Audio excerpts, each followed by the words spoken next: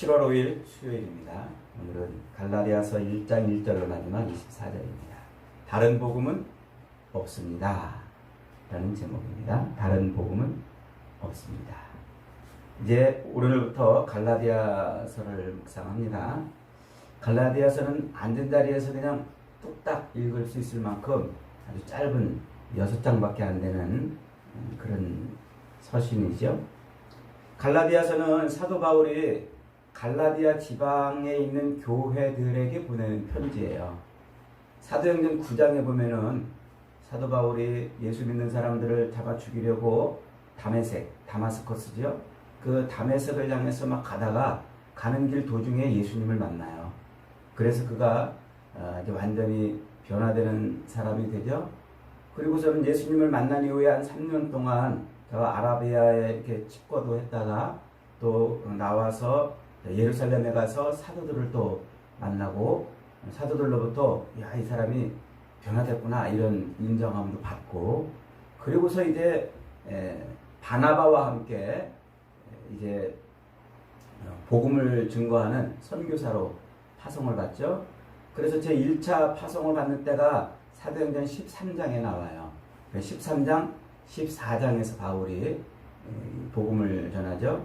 그래서 수리아의 안디옥을 출발해서 키프로스 섬, 구브로라고 성경에는 나오는데 그 키프로스 섬을 거쳐서 다시 저 비시디아 안디옥과 루스드라와 더베, 이고니온 이런 동네를 돌아다니다가 다시 이제 수리아의 안디옥으로 돌아오죠.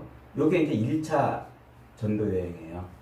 이렇게 바울이 1차 전도 여행을 하면서 돌아다녔던 그 지역에 있는 교회들, 그 교회들이 남갈라디아의 지방에 있는 교회들이에요. 그 위로는 이제 북갈라디아 지방이 있고, 우리나라 충청도, 경상도처럼 이렇게 갈라디아 지방인 거죠. 거기에 있는 교회들에게 이렇게 복음을 전했습니다.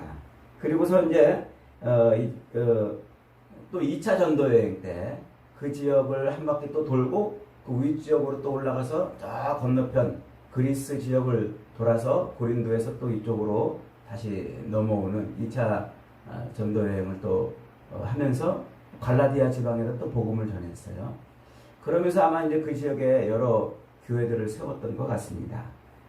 그렇게 해서 그 세워진 교회들, 그 교회들에게 보내는 편지가 갈라디아서라고 이렇게 이제 하는 거예요.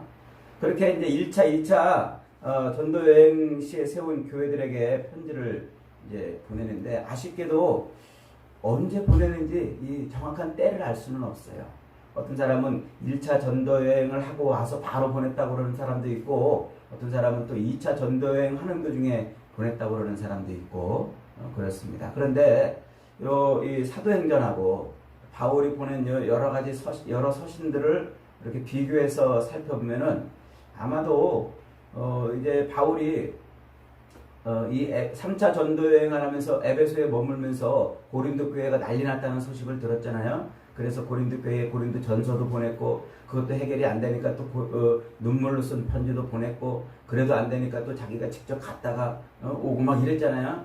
그러다가 눈물로 쓴 편지를 보내고서 어떻게 됐는지 궁금해가지고 그리고 또 에베소에 폭동도 일어났고, 그래서 쭉 올라가가지고 저 마게도니아 지방에 가가지고 눈물로 쓴 편지를 가지고 갔던 그 디도가 오기를 기다렸다고 그랬잖아요.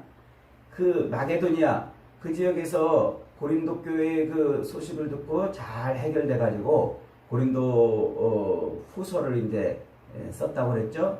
그렇게 쓰고서 이제 편안한 마음을 좀 갖고 고린도 교회를 방문하려고 하는데, 그때 요 갈라디아 지방에서 아주 교회들이 지금 난리가 났다는 그 소식을 들었습니다. 그래서 이제 그 마게도니아에서 이렇게 쓴 걸로 보여져요. 여러 가지 사도행전과 다른 서신들을 비교해서 살펴보면 말이죠. 요때가 이제 언제쯤이냐면 1차 전도 여행을 할 때가 AD 한 7년, 6년, 7년, 8년 요때인데, 지금 이 복음을 전하고서 이 마게도니아에서 이 소식을 들은 때가 언제냐면 약 한 8, 9년 정도 지난 쯤, 그러니까 AD 한 54년, 5년쯤 되는 요때 이때 이제 그 소식을 듣고 편지를 보낸 걸로 이렇게 보여지죠. 근데 이때 어떤 일이 벌어지냐면 바울이 이제 3차에 걸쳐가지고 복음을 전하러 돌아다니잖아요. 그런데 바울이 복음을 전하러 돌아다닐 때 가장 큰 위협은 뭐 배고픔도 아니고 뭐 날씨가 어려워서 그런 것도 아니고 또 뭐 배가 파선해서 그런 것도 아니고 그런 것도 물론 위험이었지만 제일 큰 위험은 동족의 위험이었어요. 바울이 바리새인이었잖아요. 아주 철저한 바리새인. 그래서 그 율법에 열심히 했는데 어느 날 그 사람이 헷가닥 돌아서 가지고 그 율법이 아니고는 이제 율법이 아니고 복음으로 구원을 받는다 이러고 막 떠들고 돌아다니니까 그 바리새인들 입장에서 볼 때는 바울이 뭐가 된 거예요? 배신자가 된 거예요. 그 율법을 아무것도 아니라고 그러고 막 율법을 이제 끝났다고 그러고 이러니까 이 바리새인들이 막 바울이 가는 곳마다 쫓아다니면서 바울을 죽이려고 애를 쓰지요.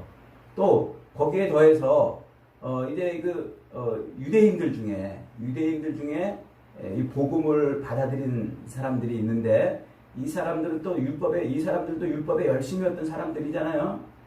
근데 이 예수의 십자가 복음으로 이제 그들이 복음을 믿고 교회가 됐는데 여전히 이들은 그래도 구약 성경에 보면은 하나님의 백성이 되려면 할례를 받아야 된다.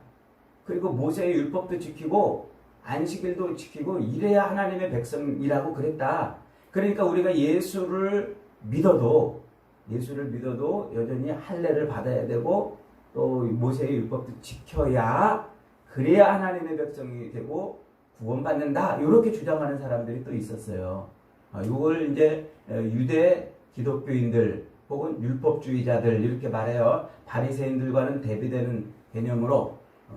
그러니까 이들은 유대인이면서 기독교를 믿었지만 여전히 할례를 해야 되고 또 모세의 율법을 지켜야 된다고 주장하는 이 사람들도 가는 곳마다 바울의 복음, 예수만 믿으면 구원받고 예수만 믿으면 하나님의 백성이 된다는 그 복음은 그런 게 어딨냐. 그거는 구약 성경에 비춰볼 때 그거는 아니다. 모세의 율법을 하나님이 언제 폐했냐? 하나님이 언제 이 안식일을 폐했냐? 그런 게 어딨냐? 할례를 언제 안 받아도 된다고 그랬냐? 하면서 이제 이 바울의 교회들, 바울이 세운 교회들을 다니면서 이 복음을 전하는 거예요. 그러니까 바울은 지금 그런 소식으로 인해서 교회가 난리가 난 거예요. 이제 예수를 믿으면은 하나님의 백성이 된다고 그랬는데 뭔 또 할례를 받아야 된다고 그러고 또 뭐 안식일을 지켜야 된다고 그러고 무슨 모세의 율법을 지켜야만 또 그래야 된다고 그러니까 교회가 막 그것 때문에 시끄럽고 그러니까 그 소식을 듣고 편지를 보내는 거예요. 그래서 이제 갈라디아 서에서는 다른 복음은 없다. 절대로 예수를 믿음으로 말미암아 구원을 얻는 거지 거기에 할례를 더해가지고 구원받는 거 아니다. 거기에 안식일을 지켜서 구원받는 거 아니다. 거기에 모세의 율법을 지켜야 그래야 주님의 백성으로 살아가는 것이 아니다. 라고 이것을 강조하고 있는 게 바로 갈라디아서입니다. 그래서 갈라디아서는 이 주제가 자유입니다. 그리스도인의 자유. 그리스도인은 예수 그리스도 십자가에 달려 죽으신 예수 그리스도를 아멘으로 믿으면 자유를 얻는다는 거예요. 이 자유는 어디로부터 자유? 율법 지킴으로부터 자유라는. 이제 더 이상 율법과는 관계없고 율법을 더 이상 지킬 필요가 없다. 율법의 그 구속으로부터 자유함을 얻는다 그러는 거죠. 바울은 한 32~33살쯤 때 예수님을 만났어요. 다마스커스 가다가 예수님을 만난 때가 한 32~33살쯤 되는데 그때까지 바울은 뭐한 사람이에요? 율법에 열심히 했던 사람이잖아요. 철저하게 그 율법에 구속돼가지고 그 율법에 그 엄한 짐을 짊어지고 살았던 사람이에요. 그러니까 예수 그리스도의 그 복음을 믿음으로 말미암아 자유를 얻는다는 것이 무엇인지를 너무나 몸으로 체험하며 사는 사람이죠. 그래서 그리스도인은 예수 그리스도의 십자가 복음을 믿으면 이제 율법으로부터는 완전한 자유를 얻는다. 이렇게 선언을 하죠. 그래서 그 말을 다른 말로 표현하면 이제 이심칭의 이렇게 말해요. 로마서 공부할 때 우리가 한번 배웠습니다만 이신칭의 믿음으로써 의롭다 칭함받는다. 믿음으로써 의롭다 칭함받는다. 그러니까 우리가 의로워지는 건 율법을 지켜서 의로워지는 게 아니고, 할례를 받아서 의로워지는 게 아니고, 안식일을 지켜서 의로워지는 게 아니고, 오직 예수 그리스도의 믿음으로만, 그리스도의 십자가 복음으로만 의로워진다. 요게 갈라디아서의 핵심 내용이에요. 그래서 바울은 이것을 전하기 위해서 갈라디아 교회들, 요 바리새인들과 율법주의자들이 와가지고 막 바울이 전한 복음을 막 혼탁하게 만들어놓은 이 교회들을 향해서 지금 복음을 전하고 있는 거죠. 그러면서 이제 동시에 또 무슨 문제가 있는 거니까 이 바울이 가서 세워진 그 교회들은 오직 예수만 믿으면 구원을 얻는다고 이렇게 이제 복음을 전했는데, 요 율법주의자들이나 혹은 바리새인들이 들어와가지고, 야, 그런 게 어딨냐? 응? 구약 성경이 시퍼렇게 살아있고 우리 우리 이스라엘 백성들이 시퍼렇게 살아있는데 어떻게 할례도 안 받고 너희가 이스라엘 안으로 들어올 수 있느냐? 어떻게 할례도 안 받고 하나님의 그 백성에 들어올 수 있느냐? 하면서 이렇게 막 주장했죠. 그러니까 또 교인들은 뭐라고 그랬을 겁니까? 아니다. 바울 선생님이 얘기하기를 오직 예수님의 십자가 복음만 밖에는 없다고 강조하고 또 강조했다. 그러니까 이 사람들이 바울이 누군데? 바울은 옛날에 율법을 열심히 지키던 자들이고 예수 믿는 자들을 잡아 죽이려고 하던 자들이 그런 자가 아니냐? 바울이 언제 하나님의 말씀을 전하는 사도로 인정함을 받은 적이 있느냐? 이렇게 공격을 한 거예요. 그러니까 두 가지를 공격한 거죠. 하나는 그리스도의 십자가 복음 외에 할례도 받아야 되고 안식일도 지켜야 되고 율법도 지켜야 구원을 받는다라고 주장을 했고, 또 하나는 바울이 무슨 사도냐? 언제 그가 예수님을 따라다니던 제자였냐?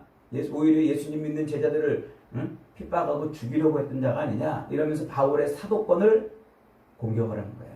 이 두 가지가 지금 갈라디아 교회에서 벌어진 문제입니다. 고린도 교회에서도 그랬죠? 고린도 교회에서도 바울을 사도도 아니라고 그랬잖아요. 자기들은 예루살렘에 있는 사도들한테 추천서를 받아가지고 온 사람들이지 바울에게 그런 거 본 적 있냐 하면서 나는 바울파, 나는 게바파 뭐 이러면서 이제 파를 나누었다고 그랬잖아요. 여기 지금 갈라디아 교회도 지금 그런 일이 벌어진 겁니다. 그래서 이제 그 두 가지 문제를 해결하려고 거기에 대한 내용을 쓰는 것이 이제 갈라디아서죠. 갈라디아서는 6장밖에 안 되는 짧은 장인데 그 내용이 어마어마하게 방대해요. 로마서 이상으로 아주 이 내용 깊이가 굉장히 깊고 다룰 내용들이 엄청나게 많아요. 관련한 주석과 그 책들을 보면은요, 한 트럭도 넘어요. 이거를 새벽에 요 한 장씩 읽고 묵상한다는 거는, 짧은 한 20여 분 묵상한다는 거는 쉬운 일이 아니죠. 그래서 깊이 다루지는 못합니다. 그러나 그 배경과 그리고 핵심 내용을 이렇게 정리해 가면서 묵상해 가도록 그렇게 하겠습니다. 오늘 본문은 1절 이렇게 시작합니다. 1절 같이 한번 있습니다. 시작. 사람들에게서 난 것도 아니요 사람으로 말미암은 것도 아니요 오직 예수 그리스도와 그를 죽은 자 가운데서 살리신 하나님 아버지로 말미암아 사도된 바울은, 이렇게 시작해요. 일반적으로 우리가 편지를 쓸 때, 이게 편지잖아요. 교인들한테 보내는 편지를 쓸 때 여러분들 편지를 어떻게 씁니까? 요즘에 이렇게 장마철인데 어떠십니까? 뭐 비 피해는 없으십니까? 안녕하십니까? 인사말을 하잖아요, 보통. 그런데 이 갈라디아 편지는 펴자마자 아주 비장하고 썰렁한 느낌이 들 정도로 사람에게서 난 것도 아니요 하면서 이렇게 시작을 하는 거예요. 그러니까 아까 얘기했던 대로 그 바울이 3차에 걸쳐서 복음을 전하러 돌아다닐 때 가장 큰 위협은 동족들의 위협이라고 그랬죠. 바리새인들과, 그리고 요 바리새인에서 예수를 믿어가지고 그리스도인이 된 율법주의자들, 요 두 세력이 늘 바울을 공격하고 그랬습니다. 그래서 바울이 전한 복음에다가 자꾸 다른 걸 덧붙인 거예요. 할례도 받아야 된다고 그러고 안식일도 지켜야 된다고 그러고 또 율법도 지켜야 된다고 그러고 그러면서 바울이 그렇게 오직 예수만 믿는 이 복음, 이것을 전한 것을 폄훼시키려고 바울의 사도권을 공격한 겁니다. 그는 사도도 아니다. 그가 언제 예수님의 제자들과 함께 따라다녔느냐? 예수님의 제자들을 오히려 죽이려고 하지 않았느냐? 그러면서 바울은 하나님의 말씀을 가르칠 만한 자격이 없다. 사도가 아니다. 이렇게 몰아붙인 거죠. 그래서 그 소식을 들은 바울의 첫 일성이 뭐예요? 나 바울은 사람에게서 사람들한테 사도로 인정한 받은 거 아니야. 내가 다른 사람한테도 너 사도가 되라 그래서 된 게 아니라 예수 그리스도와 그 예수 그리스도를 십자가에 매달아 죽이셨다 부활하신 하나님이 나에게 직접 사도라고 말씀하셨다. 그 얘기예요 지금. 그래서 오직 그리스도와 그를 죽은 자 가운데서 살리신 하나님 아버지로 말미암아 내가 사도가 되었다 하는 거죠. 그래 자기의 사도의 이 권위, 이 기원이 어디예요? 하나님에게서 있는 거예요. 하나님이 자기를 사도로 세웠다는 거예요. 이렇게 처음부터 주장하는 이유는 자기가 하나님이 자기를 사도로 세워서 하나님의 말씀을 전했는데 자기의 사도됨을 부정한다는 것은 곧 하나님의 말씀을 부정한다는 거예요. 그러니까 사도 바울이 아주 세게 나가고 있는 거죠. 아주 강력하게 나가고 있는 거예요. 그러면서 예수 그리스도와 죽은 자 가운데서 예수를 살리신 하나님을 인해서 자기가 사도가 되었기 때문에 자기 사도권을 부정한다는 것은 하나님을 대적하는 것밖에는 아무것도 아니다. 아무것도 아니다. 이렇게 지금 선언을 하고 있는 거예요. 그러면서 7절에 뭐라고 그래요? 7절 같이 있습니다. 시작. 다른 복음은 없나니 어떤 사람들이 너희를 교란하려 하여 그리스도의 복음을 변하게 하려 합니다. 다른 복음은 없다. 이 복음이라는 말이 헬라어로 유앙겔리온 그런다고 그랬죠. 좋은 소식 혹은 복된 소식 이렇게 번역이 되는 말이라고 그랬어요. 근데 이 말은 그 당시에 보편적으로 많이 쓰던 말이에요. 독특한 특별한 말이 아니고 그 당시 주로 이제 세 가지 경우에 이제 이 유앙겔리온, 이 복음이라는 말을 썼어요. 첫째는 언제냐면은 우리나라가 전쟁에서 이겼다라는 소식을 전할 때 기쁜 소식이잖아요. 전쟁에서 지면은 참 얼마나 비참해요. 죽거나 노예가 되거나 아주 비참한 삶을 살아야 되는데 전쟁에서 이겼기 때문에 그런 비참한 삶을 안 살아도 되는 거예요. 그래서 옛날에는 항상 동네에서 마을마다 아버지도 전쟁터에 끌려나가고 오빠도 끌려나가고 남자들이 그렇게 끌려나가면 남은 여자들이 기다리던 소식이 뭐예요? 우리나라가 전쟁에서 이겼다 하는 소식이거든요. 그때 우리나라에서 전쟁에서 이겼다라고 알려줄 때 복음, 유앙겔리온이라는 말을 가지고 썼단 말이에요. 진짜 기쁜 소식이잖아요. 그걸 지금 사도 바울은 누구에다 붙여 쓰고 있는 거예요? 예수님한테 갖다 붙여 쓰고 있는 거예요. 예수님이 전쟁에서 이기신 분이라는 거예요. 마귀와의 전쟁에서 이기신 분, 죄와의 전쟁에서 이기신 분, 또 죽음과의 사망을 이겼잖아요. 사망을 깨뜨리고 나왔잖아요. 그러니까 이 죽음과의 전쟁에서 이기신 분이다. 그래서 예수님이 우리에게 복음인 거예요. 마귀로부터 우리를 건져냈고 죽음으로부터 우리를 살려내셨기 때문에 그래서 복음이다. 예수가 복음이다. 지금 그러고 있는 거예요. 두 번째는 또 언제 썼습니까? 왕이 바뀌었을 때 썼다고 그랬죠.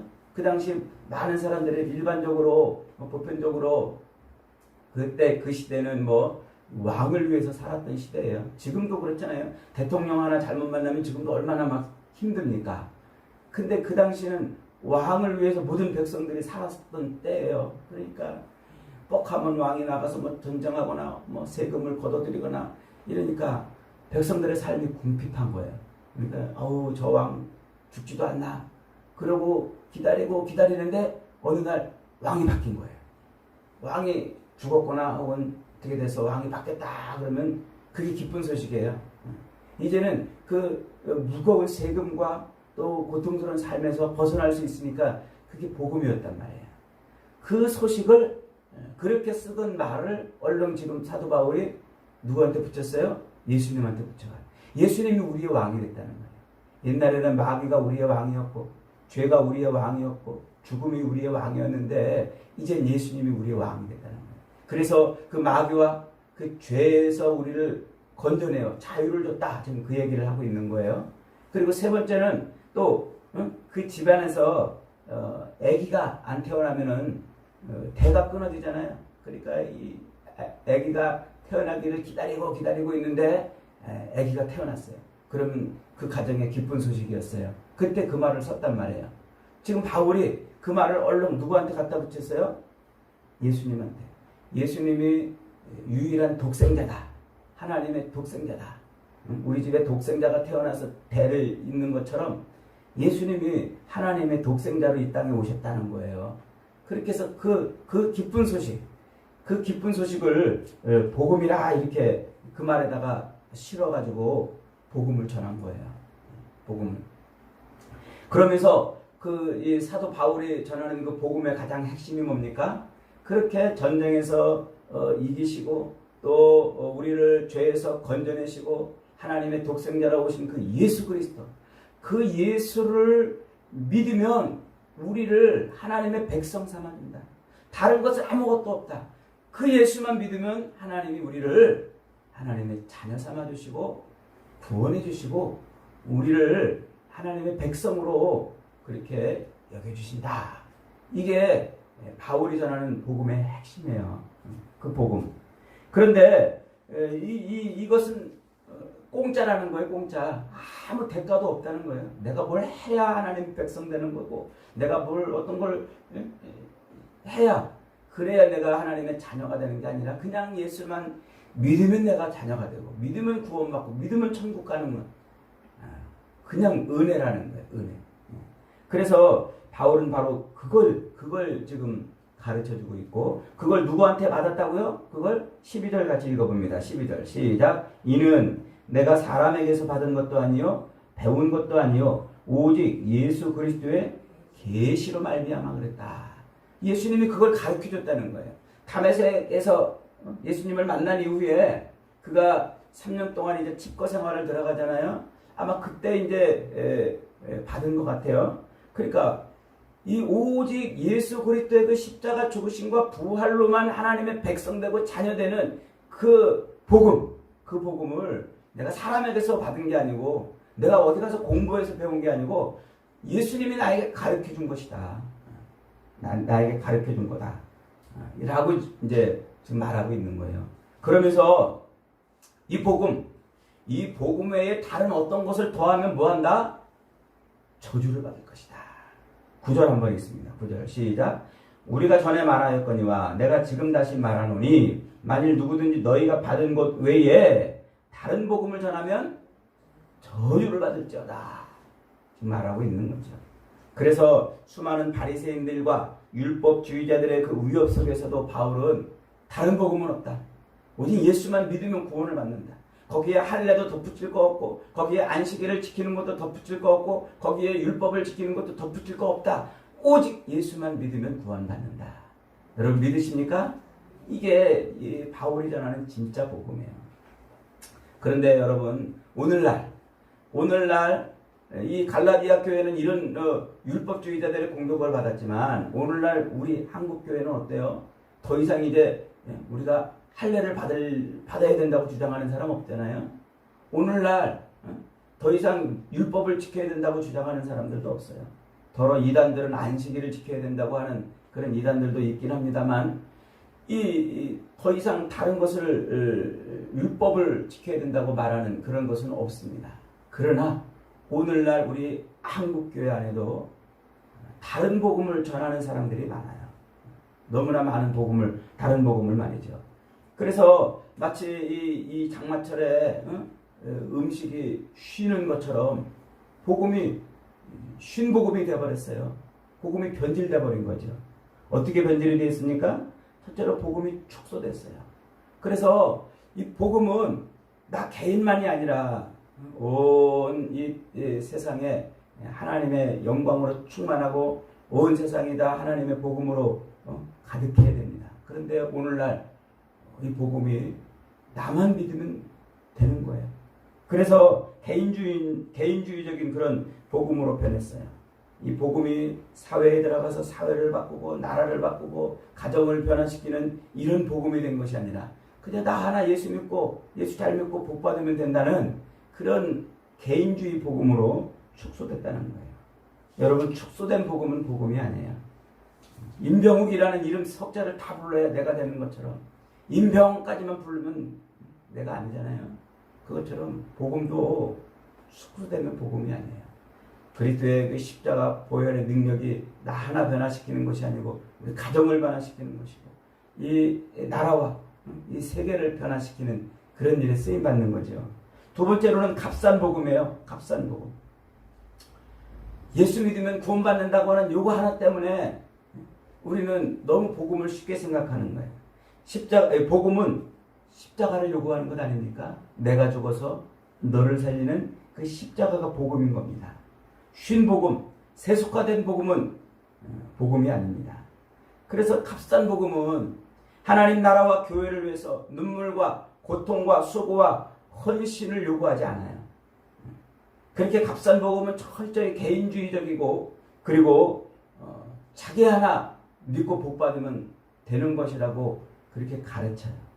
그래서 값싼 복음은 늘 이 땅에서 잘 먹고 잘 사는 게 제일이고 이 땅에서 편안하게 사는 것이 죄일이고 그래서 그 값싼 복음으로 충만한 사람들은 헌금 소리만 나와도 신경질이 나고 그리고 예수님의 그 피로 각종을 사신 교회를 위해서 희생하고 봉사하고 고난을 받으라 그러면 짜증을 내는 겁니다.